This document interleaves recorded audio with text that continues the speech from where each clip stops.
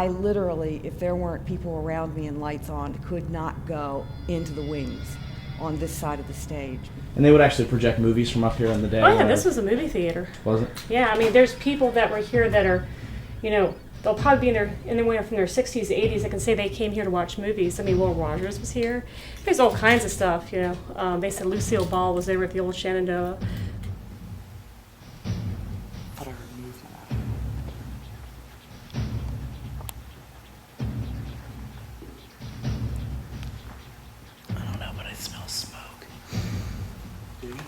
Yeah. They use the EVPs, and they get a lot of strong readings with something that follows me around here. And there was a little girl right here looking over the stair railing at them, and she said, "Where's my mommy? Where's my mommy? Where's my mommy?" What the was that? For centuries, people have debated the question of an afterlife in which the spirits of the deceased roam here on Earth with us. It is our passion to turn that question into an answer. My name is Ryan Zackrell. Someone poke me? Who was that? I am joined by my two best friends, Dave Gear.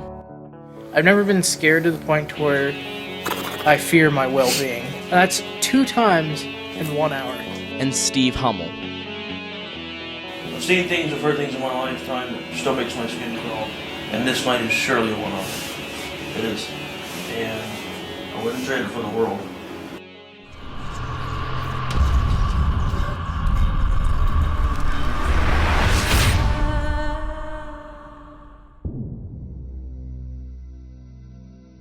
The Apollo Theater opened its doors on January 19th, 1914, to replace the old Central Opera House of Martinsburg, West Virginia. The building has stood proudly ever since, withstanding a depression and 2 world wars. This is why many people hail the Apollo Theater to be the miracle on East Martin Street.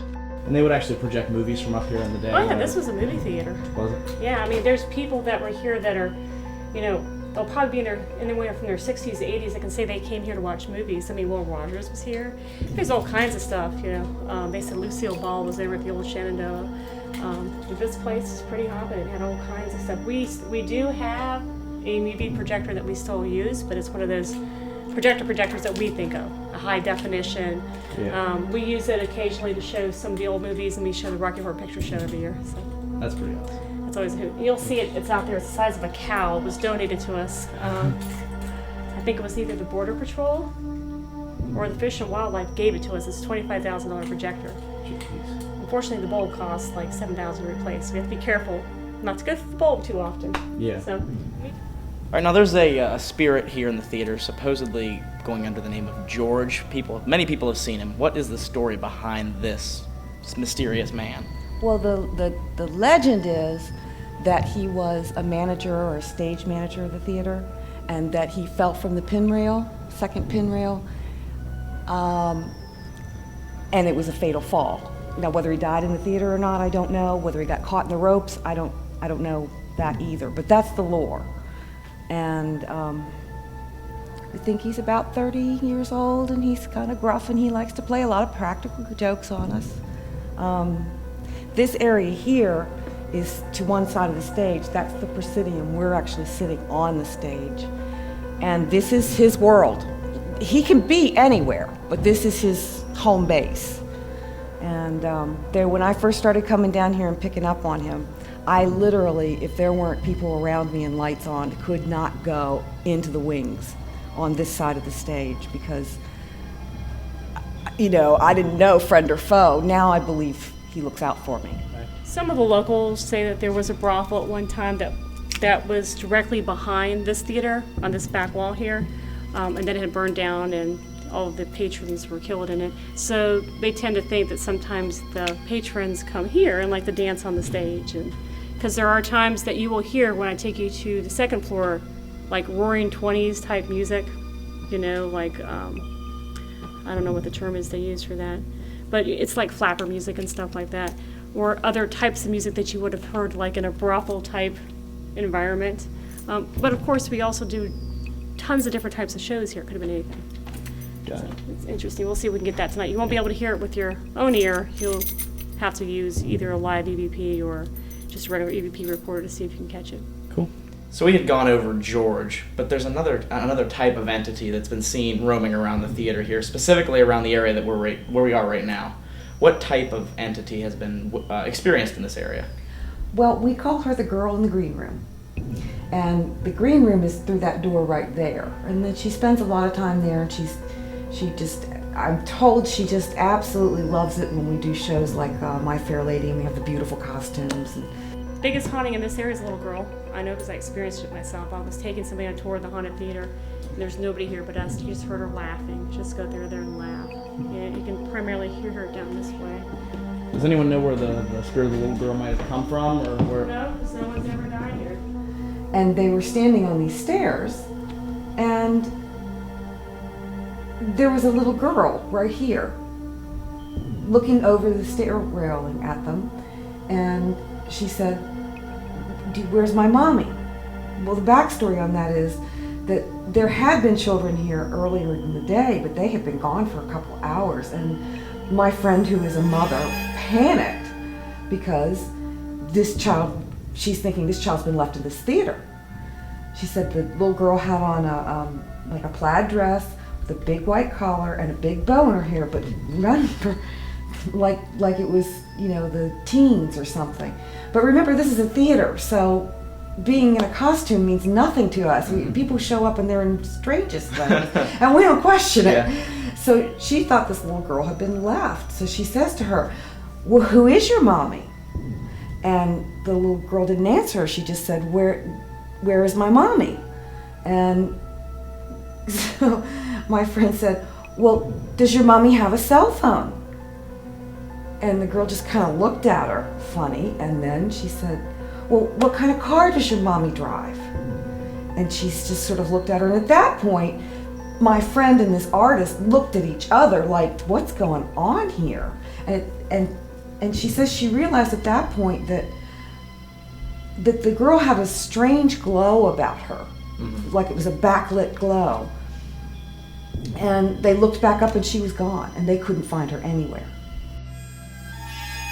With all the stories of activity and folklore, we were excited to see what activity we could capture on our investigation. At this point, we left the theater for a brief period to grab some dinner and fell across a beautiful building built 100 years before the Apollo Theater, known as the Boyd House. So we were just kind of driving around for our investigation of the Apollo Theater here, and we found this rather interesting building. Lights are on, and it's called the Boyd House. It said it was free tours, but I guess we'll find out. So, but I don't know if you can see that behind me. It is pretty awesome. Built in 1812 is what the sign said. So we're gonna see if we can find some more about this building here.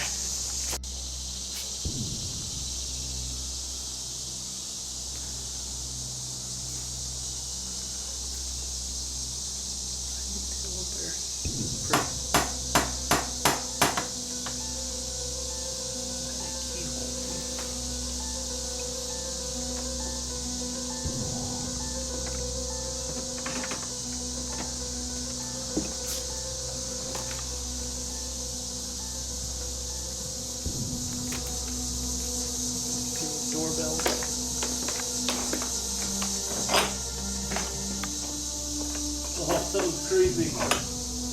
Oh, they got like old dresses hanging up off the wall.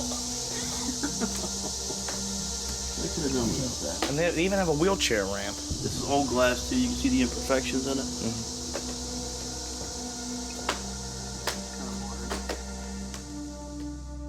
With the Boyd House locked up tight and no hope of entrance into this amazing building, we decided it was time to return to the Apollo Theater to begin our investigation. Right, so we're getting ready to start the investigation here, and what I wanted to do is I wanted to set up this motion sensor here going across the stage. And if supposedly George comes across the stage to do his stage work, we can pick up on him moving across there, and this will alarm to let us know there is movement going across the stage. With the motion detector running on the stage, we decided to move up to the second floor and away from the performance area. We did not visit this second floor on the initial walkthrough with Jennifer because there were rehearsals going on. But from many accounts, this second floor has seen its fair share of paranormal activity, and that is what we are hoping to capture. Alright, Steve's Alright, we're getting ready to go to the, second floor? We're actually in the upper balcony right now, so we just finished turning out the lights, so we're going to be heading up to an area what we really didn't get to see much about because there was, I think, dance rehearsal? Yes. Yeah, dance rehearsal up there, so that's where we're heading right now, so it's going to be kind of new. We didn't get to see much of it, like I said, so let's head on up. Hey, George, if you're up here and you can hear my voice, can you come up to Steve right here who has his hand held out for you? And can you make the lights light up on that thingy that he has in his hand?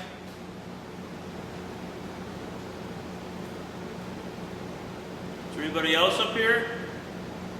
If you come close to me, we'll know that you're here.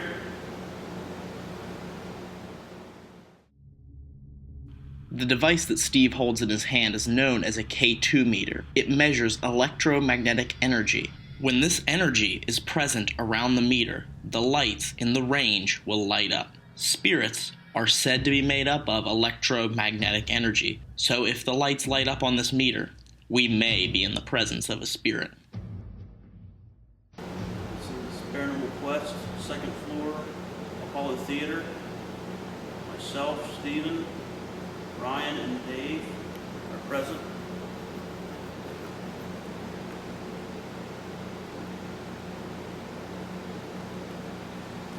Can you go up and make that spike in his hand? Can you change the lights on it? Or you can talk into the red light, either one. Let us know your name, maybe what year it is.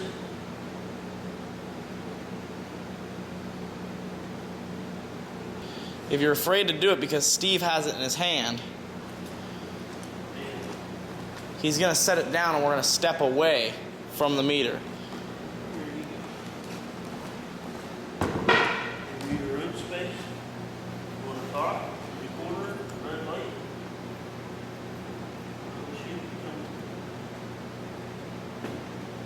What the was that? Did you hear that? I don't know, but it's standing on 2 right here. There's somebody in front of you. Is there really? Huh? Gosh. You guys taking an EVP, you okay? Yeah, besides the fact you about gave me a heart attack. Jennifer had just brought in Glenn, a security guard for the theater, and our guest investigator for the night. Glenn has had many paranormal experiences inside the building, and will help us out throughout the investigation tonight. Does anybody here want to dance?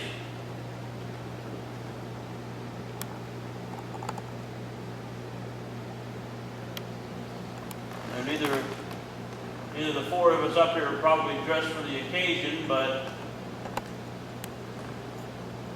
if you want to dance with either one of the four of us up here, you're going to have to go close to the chair, close to that green light. So we'll know that you want to dance with one of us, and then we'll take it from there and try to find out which one of us you want to dance with. Just go over and sit down in the chair.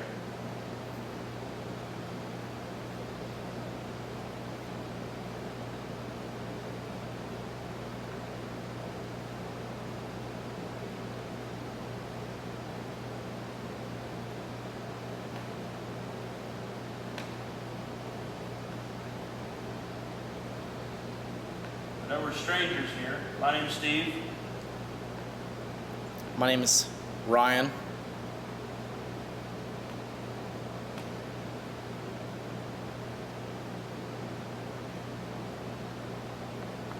What was your name again? Glenn. yourself over there sitting on the couch.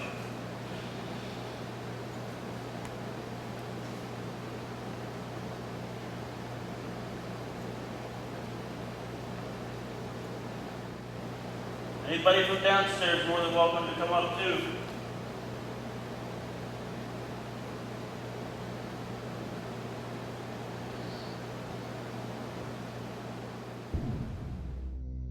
After receiving no response, we decided to split up into pairs and investigate the different parts of the building. Dave and I would go down to the first floor by the stage and the rest of the seating area of the theater, while Steve and Glenn would go up to the third floor, which is primarily used for storage and partially has been turned into a Halloween attraction. We're hoping splitting up will allow us more coverage of the theater and increase our possibility of capturing paranormal evidence.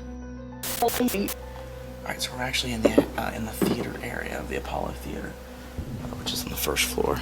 We're going to try and get any K2 evidence. So we can see I got the K2 meter here.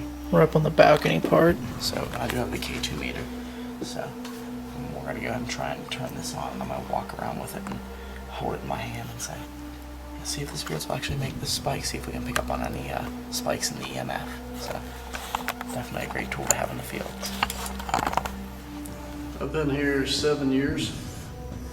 We average at least one ghost hunt a month. I've worked many of them. In previous years, I've actually had, from what I've been told by others, that there's a young small child that follows me around on the third floor. We're not sure if it's male or female or anything other than the fact that it feels safe when it's here with me.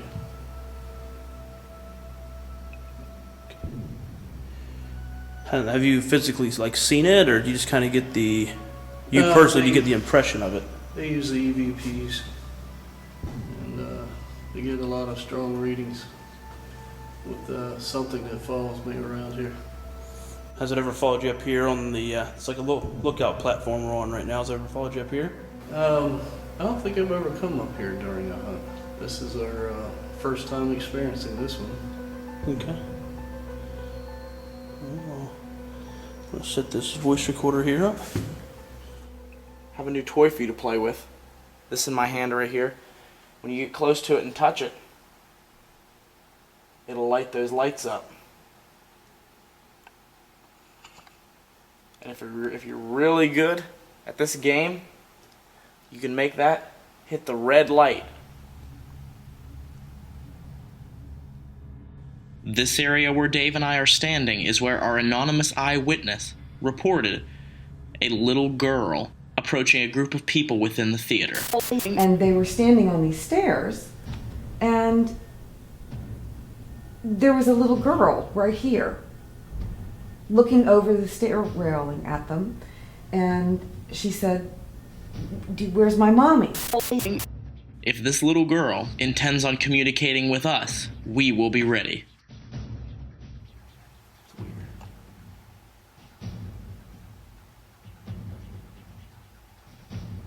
Is there a spirit near us? Whoa. Something flew in front of the camera. I don't know what it was. Dave's camera captures this strange mist that instead of appearing to fly past the camera, simply appears and disappears in the exact same spot.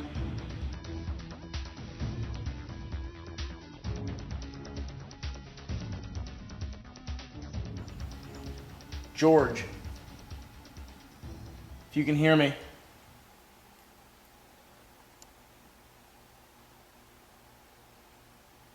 Why don't you make a knocking sound for me or come up and light the lights up on this meter?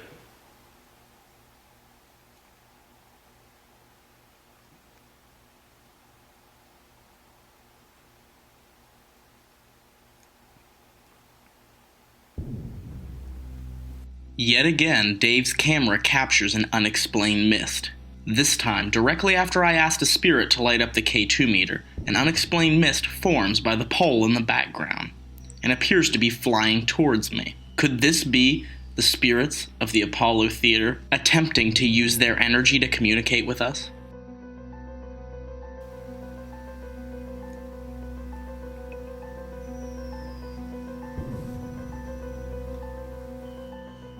focus on the couch down here. I think. Hopefully,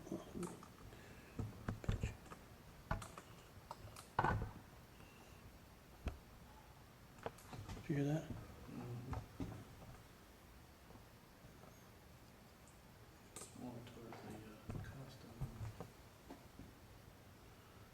Back towards that exit sign? Inside the room itself. Inside the costume room? Yeah. Did you hear that?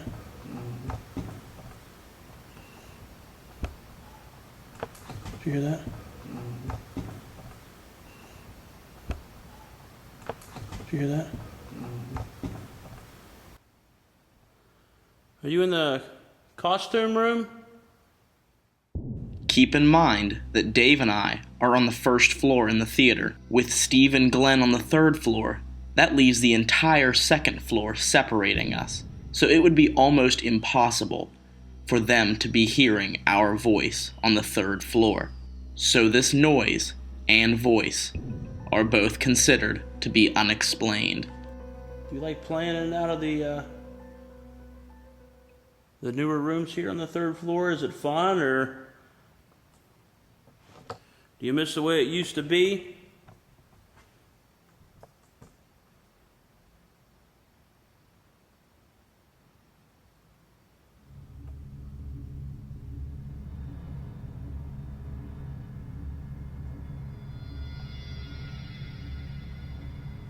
Let me tell you, either you light the lights up on this meter, or I'm gonna start singing. And let me tell you, I am not good.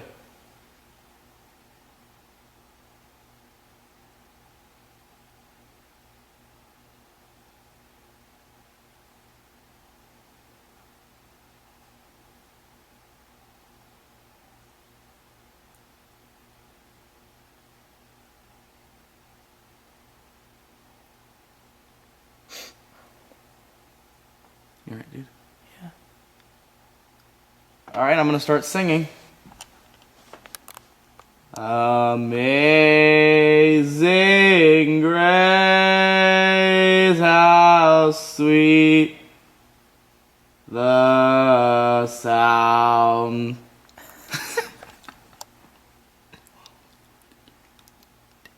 Yeah. If you want me to stop, come up here and light up this meter. How about our national anthem?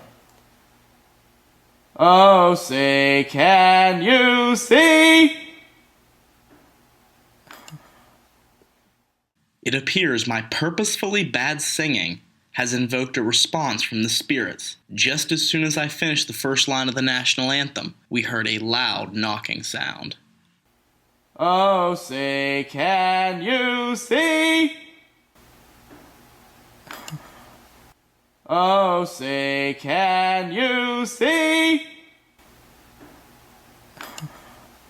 Oh, say, can you see? Light it up past yellow. Has to be past yellow, maybe even to orange or red. And we'll play with you. We'll bring you in some toys. And we'll help you find your mommy.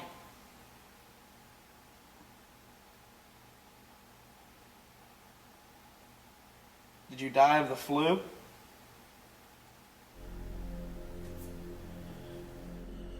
There's a man that works up here. He's up here with me. Works up here a lot. Could you let me know what his name is? Put a device right here in my hand, holding it up high. There's a red light on it. I'll put it down right here. You can come up here, or if you could, yell as loud as you can. Let me know what his name is. Please.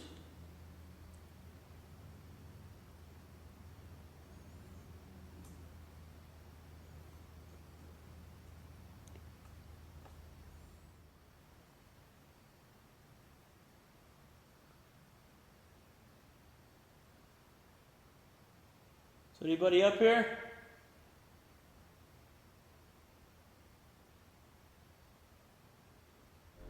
Are you upset with how things have changed? Do you not like change? You're allowed to voice your opinion.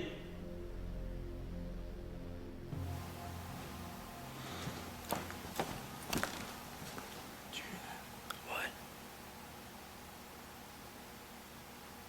I thought I heard movement out here.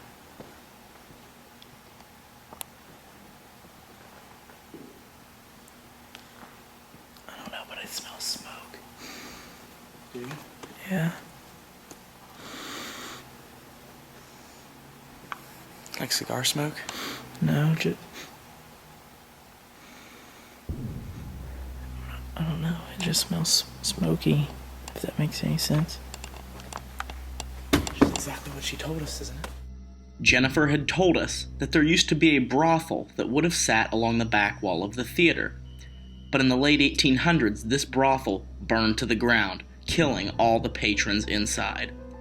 Could this smoke smell that Dave is smelling be the smell of the brothel burning down? Some of the locals say that there was a brothel at one time that was directly behind this theater on this back wall here, and then it had burned down and all of the patrons were killed in it. So they tend to think that sometimes the patrons come here. We just want to tell your story. That's what we're here to do. We can tell as much as you want to tell. Glenn mentioned this is a room where he believes the little child, the little spirit, begins to follow him. And we were wondering maybe if the little spirit, if it was maybe somehow attached to the couch here, which is now a prop for their haunted attraction. Is there any way you could answer that for us? There's a red light right there on the couch that's on a device. If you talk into that device near it, it will pick up your voice. Are you attached to this couch? It's okay to answer.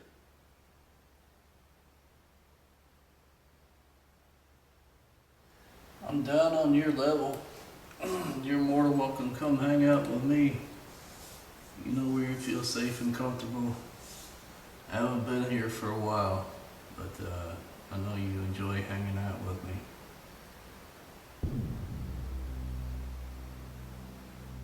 Sorry. Do you not smell that? It smells like,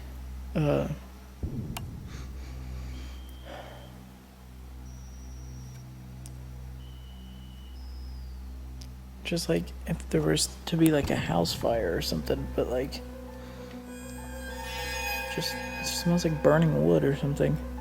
When back there is where supposedly the brothel burned down. I don't know, it's what I smell.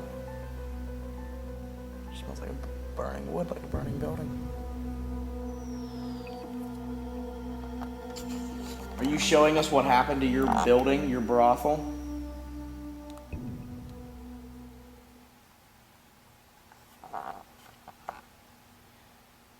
Well, while you're showing us, why don't you spike this meter right here to prove to us that you're here?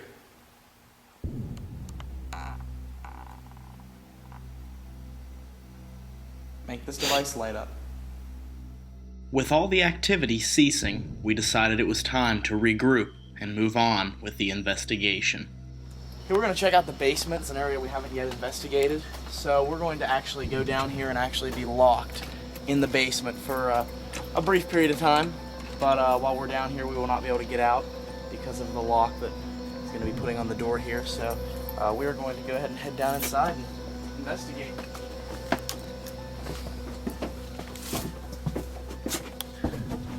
See you in a little bit. Enjoy. You're locked in now.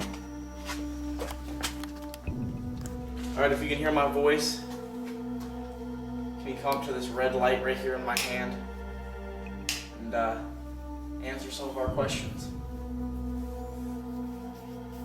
What is it that supposedly haunts this theater?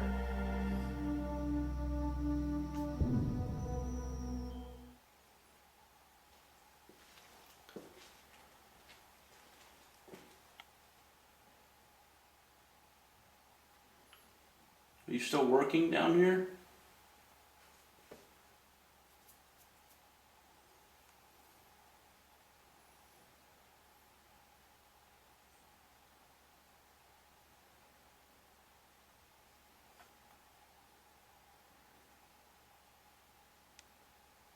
Can you make a sound down here and let us know where you're at?